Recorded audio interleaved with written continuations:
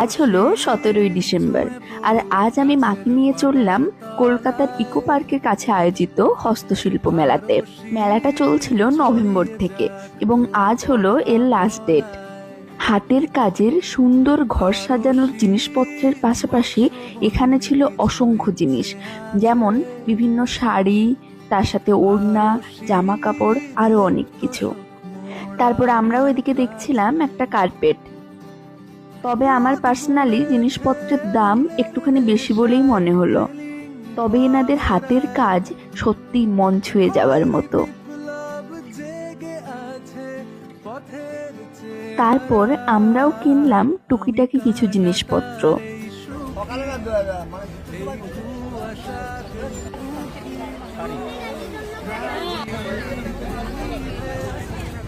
চলো এবার ঘরে ফেরার পালা। দেখা হচ্ছে নেক্সট ব্লগে।